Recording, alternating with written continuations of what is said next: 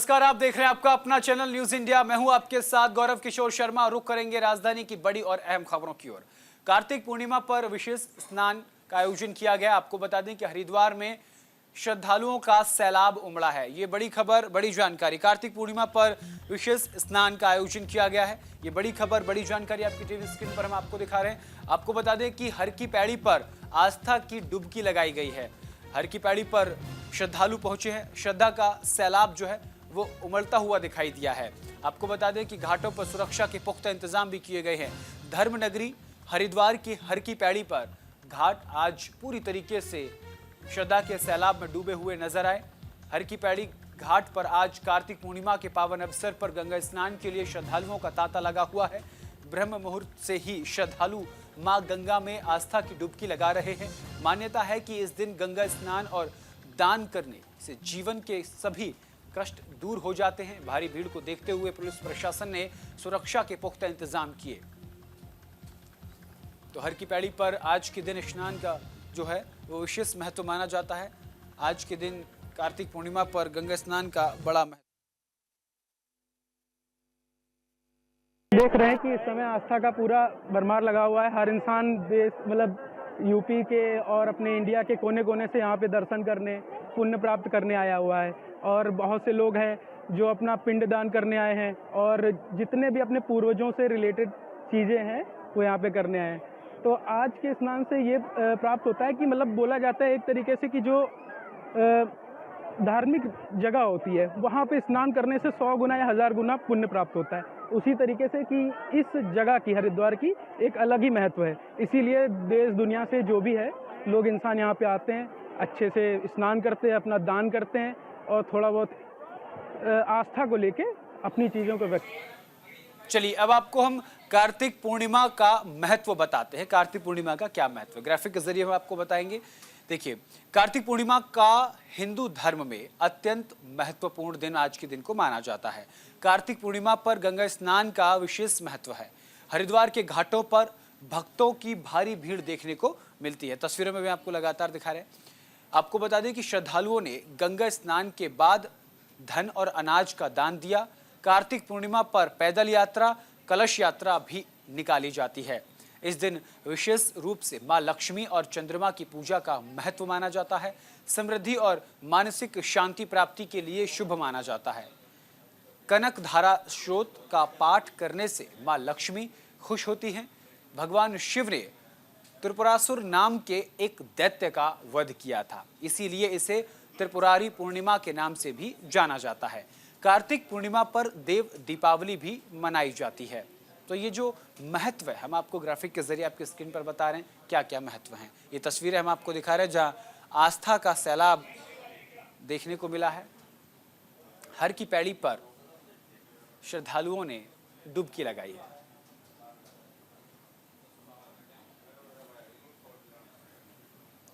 और इसी खबर पर विस्तार से जानकारी के लिए हमारे सहयोगी संजय पुंडीर हमारे साथ हरिद्वार से सीधा जुड़ रहे हैं। संजय, देखिए, आस्था के सैलाब में हर कोई डुबकी लगाता हुआ नजर आया है। ऐसे में प्रशासन के सामने सबसे बड़ी चुनौती व्यवस्था बनाए रखना। कैसा नजारा जो है आज वह देखने को मिल रहा है? देखिए, कार्तिक पूर्णिमा का आज विशेष पर्व है। यही वजह है कि देश के कोने कोने से जो श्रद्धालु है वो हरिद्वार पहुंच रहे हैं और हरिद्वार का जो मुख्य घाट है ब्रह्मकुंड घाट, वहां पर स्नान कर रहे हैं, साथ ही मां गंगा की आरती कर रहे हैं। इसके अलावा पिंड दान कर रहे हैं और तरह तरह के दान कर मां भगवती की, मां गंगा की यहाँ पूजा अर्चना कर रहे हैं। कहा जाता है कि आज के दिन जो विधि विधान के साथ स्नान करने के बाद पूजा करता है तो मां गंगा उसको फल देती है और उनके जो दुख है वो हर लेती है। साथ ही साथ प्रशासन के लिए भी एक बड़ी चुनौती आज का दिन माना जाता है, क्योंकि जब हरिद्वार में इस तरह का पर्व होता है तो काफी संख्या में जो श्रद्धालु होते हैं वो हरिद्वार पहुंच जाते हैं, जिसके कारण सभी जगहों पर हम देखते हैं कि जाम की स्थिति उत्पन्न हो जाती है। यही वजह है कि जो पुलिस है, हरिद्वार प्रशासन है, वो कई दिनों पहले से ही कार्तिक पूर्णिमा का स्नान की जो तैयारियां हैं उसमें जुट जाता है। हालांकि आज भी हमने देखा है कि हरिद्वार पुलिस के इंतजाम के बाद भी, रूट डाइवर्ट करने के बाद भी कई सड़कें हैं वो पूरी तरह, वहां पर जो गाड़ियां हैं पूरी तरह रेंगती हुई दिखाई दी है। इसके अलावा अगर सुरक्षा की बात की जाए तो तमाम घाटों पर सुरक्षा का पहरा है, तमाम तरह की यहाँ पुलिस लगाई गई है और बम निरोधक जो टीमें हैं वो भी लगाई गई है। इसके अलावा अगर घाटों की बात की जाए तो घाटों पर सीसीटीवी लगाए गए हैं, उसके लिए एक कंट्रोल रूम बनाया गया है ताकि हर गतिविधि पर नजर रखी जा सके और जो श्रद्धालु है वो आस्था की डुबकी आराम से लगा सके। जी, आज के दिन का आध्यात्मिक और वैज्ञानिक दोनों कारणों से आज के दिन स्नान करने का फल मिलता है। ऐसे में देश के अलग अलग कोने से लोग हर की पैड़ी पर पहुंच रहे हैं। हर की पैड़ी पर घाटों का नजारा किस तरीके से है? श्रद्धा का सैलाब देखने को मिल रहा है। देखिए, सनातन धर्म में कार्तिक पूर्णिमा का विशेष महत्व है, क्योंकि हम लगातार देखते हैं कार्तिक पूर्णिमा हो, बुद्ध पूर्णिमा हो या इस तरह का कोई भी स्नान हो, जो भारी संख्या में जो श्रद्धालु होते हैं वो हरिद्वार पहुंचते हैं। और धार्मिक दृष्टि से अगर देखा जाए तो देश की धार्मिक राजधानी हरिद्वार को कहा जाता है, क्योंकि यहाँ पर तमाम तरह के धार्मिक स्थल है। माँ मनसा देवी की बात की जाए, चंडी देवी की बात की जाए या फिर जो महादेव की ससुराल है 10 मंदिर, वहाँ भी पूजा अर्चना की जाती है। और साल के 365 दिन और दिन के 24 घंटे ही यहाँ पर स्नान किया जाता है। और यही वजह है कि जो पुलिस है, प्रशासन है, वो यहाँ पर मुस्तैद दिखाई देता है। यात्रियों की और जो श्रद्धालु है उनकी सुरक्षा में किसी तरह की चूक ना हो, इसके लिए भी यहाँ पर विशेष ख्याल रखा गया है। सौरभ जी, संजय, आज कार्तिक पूर्णिमा पर देव दीपावली की भी झलक देखने को मिल रही है। देखिए, पूर्व संध्या पर हम देखते हैं कि जब कार्तिक पूर्णिमा होती है उसकी पूर्व संध्या पर देव दीपावली मनाई जाती है। हजारों दीपों से जो गंगा के घाट होते हैं वो सजाए जाते हैं और इसमें गंगा सभा के साथ साथ जो स्थानीय लोग होते हैं, श्रद्धालु होते हैं, वो भी प्रतिभाग करते हैं। क्योंकि हमारे चैनल के माध्यम से दिखाया गया है कि किस तरह से वहां पर जो दीप है वो लगाए गए थे। हजारों की तादाद में दीपक जलाए गए और उनके जो साक्षी जो गवाह है वो कहीं ना कहीं स्थानीय लोग बने हैं, देश के कोने से आए हुए श्रद्धालु बने। और वाकई जो वहाँ का माहौल था वो भक्तिमय माहौल दिखाई दे रहा था। जी, अगर हम वहाँ श्रद्धालुओं की भीड़ का जिक्र करें, जिसका जिक्र आपने भी अभी किया कि वहां पर जो प्रशासनिक व्यवस्था है यातायात को लेकर के वो कहीं ना कहीं डगमगाती हुई नजर आई, तो श्रद्धा के सैलाब में कहीं ना कहीं प्रशासन की व्यवस्थाओं की पोल खुली है। देखिए, लगातार जब इस तरह का बड़ा पर्व होता है तो उसमें पुलिस को यह अनुमान नहीं होता है कि कितनी तादाद में यहाँ श्रद्धालु पहुंचेंगे, क्योंकि हम लगातार देखते हैं कि पुलिस प्रशासन पूरी तरह रूट डाइवर्ट करती है। पूरी तरीके से जो पुलिस के सिपाही हैं वो सड़कों पर तैनात रहते हैं, लेकिन बावजूद उसके भी जो अतिक्रमणकारी है सड़कों पर गाड़ियां खड़ी कर देते हैं या फिर अन्य कई ऐसी वजह रहती है जिसके कारण सड़कों पर जाम लग जाता है। लेकिन मुख्य रूप से अगर हरिद्वार पुलिस की बात की जाए तो पुलिस के सामने एक बड़ी चुनौती होती है, जिसके कारण कहीं ना कहीं उनको परेशानी का सामना भी करना पड़ता है। क्योंकि आज सुबह 4 बजे से ही हम लगातार देख रहे हैं कि जो पुलिस के जवान है वो सड़कों पर तैनात है और किसी तरह की श्रद्धालुओं को असुविधा ना हो इसके लिए विशेष ख्याल रखा गया है। हालांकि जो सड़कों की बात की जाए तो जब जो यात्री होते हैं वो सड़कों पर आते हैं उनके लिए पार्किंग की व्यवस्थाएं भी की गई है, क्योंकि जो स्नान करने वाले श्रद्धालु होते हैं वो देश के कोने कोने से आते हैं। और अगर हर की पौड़ी क्षेत्र की बात की जाए तो वहाँ पर 9 जोन बनाए गए हैं और सभी जोन में एक उच्च अधिकारी तैनात किया गया है ताकि उनकी वहाँ की मॉनिटरिंग अच्छे हो सके। जी, बहुत बहुत शुक्रिया संजय तमाम जानकारी के लिए। तो देव दीपावली का भी झलक जो है वहाँ दिखाई गई। हर की पैड़ी पर श्रद्धा का सैलाब उमड़ता हुआ नजर आया। ये तस्वीर हम आपको दिखा रहे हैं, कार्तिक पूर्णिमा पर गंगा स्नान करते हुए श्रद्धालु नजर आ रहे हैं।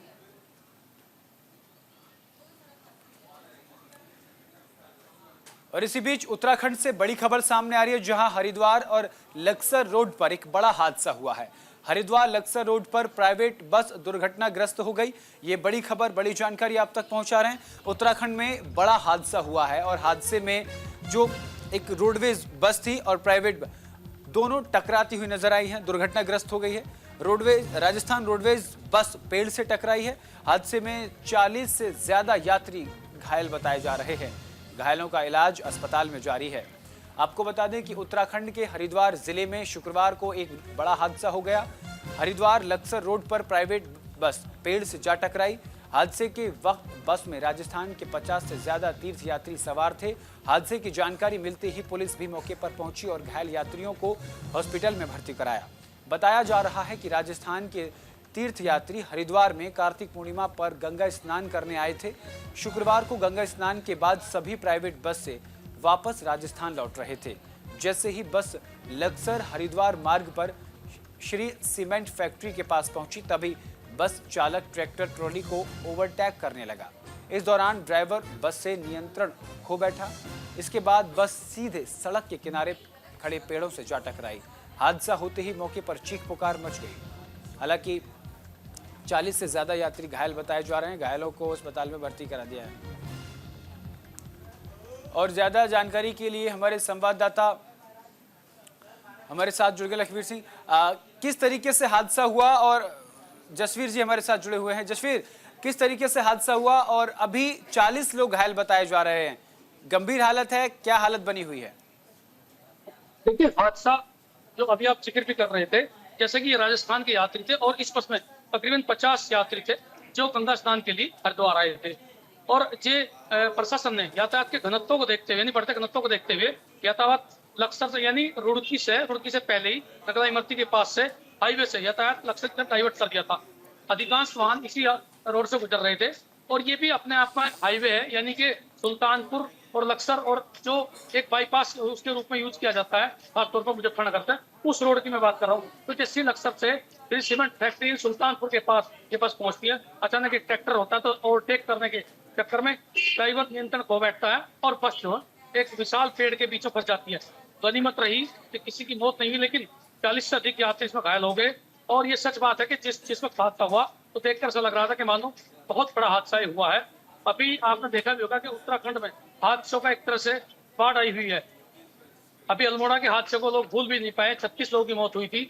देहरादून में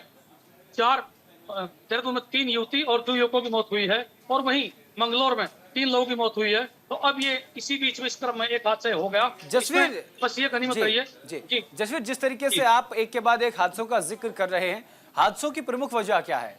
क्या सड़कें खराब हैं या फिर यातायात की व्यवस्था प्रशासन की तरफ से सही नहीं की गई है? देखिए, सड़कें तो ठीक है, अधिकांश सड़कों पे कोई दिक्कत नहीं है, लेकिन सबसे बड़ी बात क्या है कि जिस तरह से स्पीड है यानी रफ्तार है, अधिकांश जो हादसे हो रहे हैं और रफ्तार का कहर से माना जा रहा। मंगलौर में जो हादसा हुआ उस गाड़ी की स्पीड भी बहुत ज्यादा बताई जा रही थी। हालांकि लक्सर वाले हादसे में इस बात को भी जो पुलिस से जानकारी मिली है वो कह रहे हैं कि स्पीड ज्यादा नहीं थी, लेकिन कहीं ना कहीं जो मार्ग है उस पर जो दूसरी तरफ से ट्रैक्टर आ रहा था तो उसकी स्पीड भी ज्यादा थी और उससे हो सकता है कि ड्राइवर ने ये सोचा होगा, चालक ने, कि तुम जल्दी से क्रॉस कर जाओगे, लेकिन जब तक उसे वो ओवरटेक करता तब तक ट्रैक्टर अपने यानी उस साइड में जा नहीं पाया था। तो कहीं ना कहीं ड्राइवर की लापरवाही देखने को मिली है, जल्दबाजी देखने को मिली है। ड्राइवर की जल्दबाजी, लापरवाही और स्पीड, तीनों चीज जिम्मेदार मानी जा रही हैं इन तमाम हादसों के लिए। देहरादून के हादसे में भी स्पीड जिम्मेदार थी, लापरवाही थी, और मंगलौर में भी और लक्सर में भी यही हादसा इसी तरह से हुआ। जसवीर, अभी इन घायलों को किस अस्पताल में भर्ती कराया गया है? लक्सर में कुछ प्राइवेट हॉस्पिटल में भर्ती हैं और जो कम चोटिल है, ज्यादा जो लोग घायल हैं उन्हें लक्सर से हरिद्वार हाई सेंटर यानी कि जो हायर सेंटर उस पर रेफर कर दिया गया। कुछ लोगों को हरिद्वार से हो सकता है अगर ज्यादा दिक्कतें हुई एम्स में भी रेफर किया जा सकता, लेकिन प्रशासन की तरफ से जानकारी मिली है, कोई कह रहे कि अधिकांश लोग जो हैं कम चोटिल हैं और उनके जो परिवार के लोग हैं उन्हें सूचित कर दिया गया है, यानी राजस्थान क्षेत्र के पाली क्षेत्र के लोग रहने वाले हैं तो वहाँ बताया गया है। और इसमें जिलाधिकारी और एसएसपी ने पूरे मामले की जानकारी हादसे के तुरंत बाद ही ली थी और साथ में निर्देश भी दिए थे कि किसी भी तरह से जो घायल हैं उनके उपचार में कोई दिक्कतें ना आए। तो उसी के मद्देनजर पुलिस प्रशासन थोड़ा मुस्तैद नजर आया।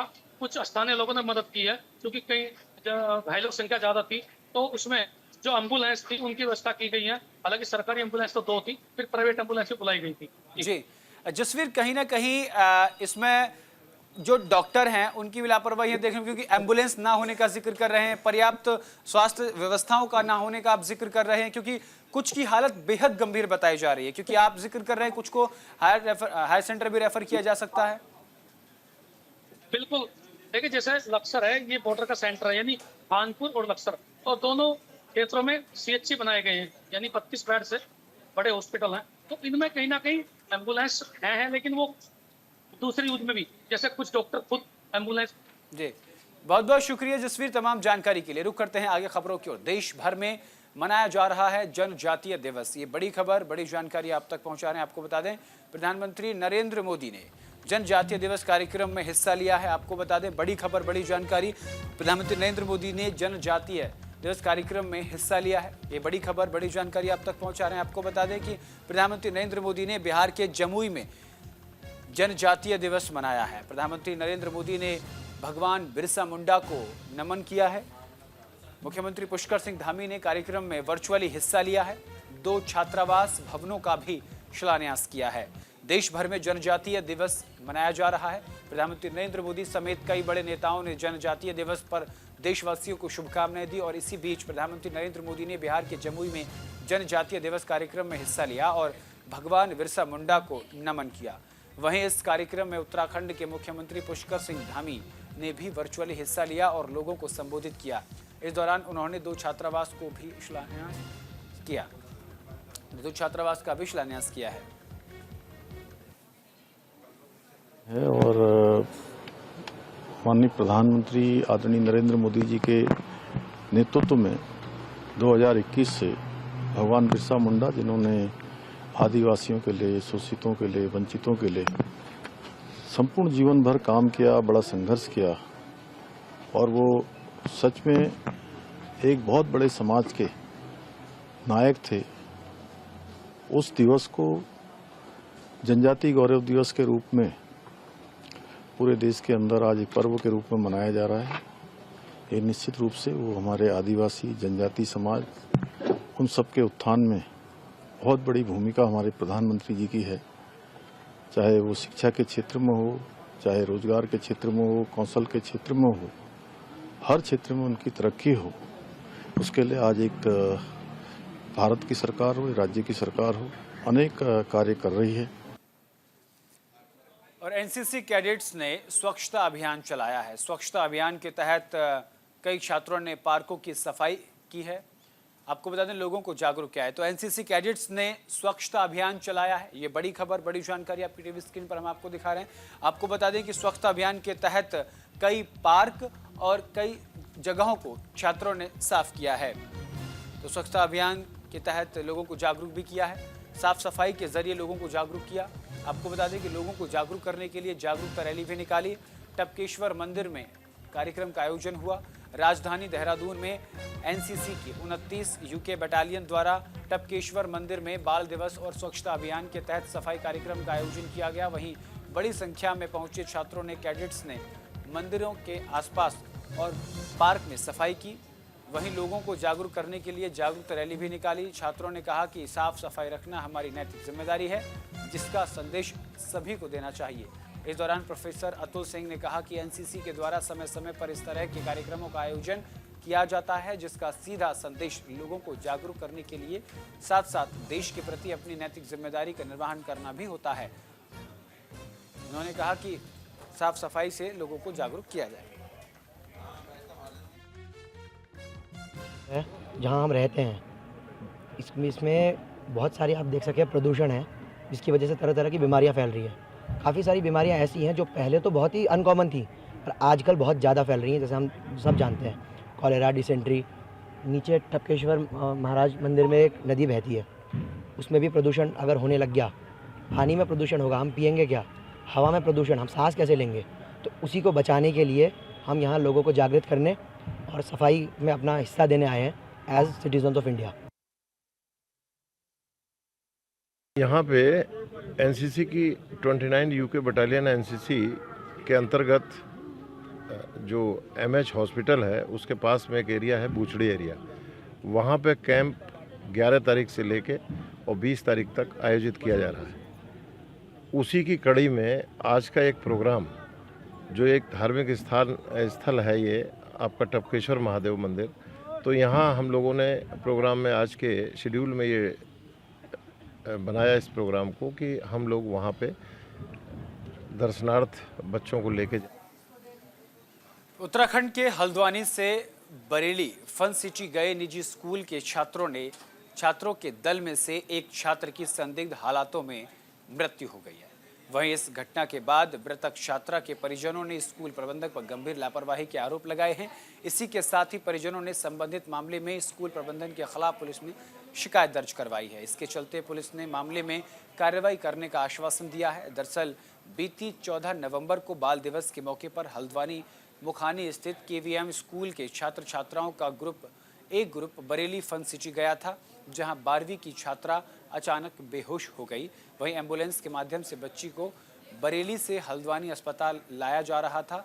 इसी बीच परिजनों को सूचना मिली कि उनकी बेटी की मृत्यु हो गई है। परिजनों का आरोप है कि स्कूल प्रबंधन की लापरवाही से यह हादसा हुआ है। आरोप है कि बच्ची को एम्बुलेंस में बरेली से हल्द्वानी अस्पताल लाया गया, जबकि बरेली में ही बड़े बड़े अस्पताल हैं। और उत्तराखंड में पर्यटकों के लिए खुशखबरी है। आपको बता दें कि 5 महीने बाद राजाजी टाइगर रिजर्व खुला है। सैलानियों के लिए राजाजी टाइगर रिजर्व खुल गया है।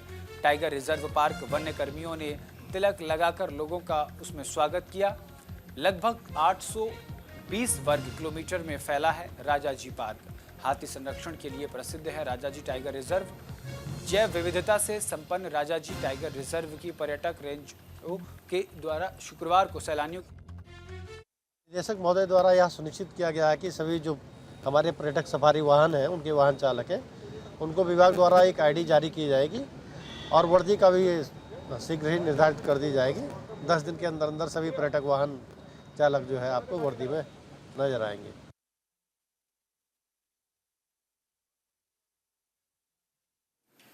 और इसी के साथ इस बुलेटिन में इतना ही। देश और दुनिया की तमाम बड़ी और अहम खबरों के लिए देखते रहिए सिर्फ न्यूज़ इंडिया। नमस्कार। लाडकी बही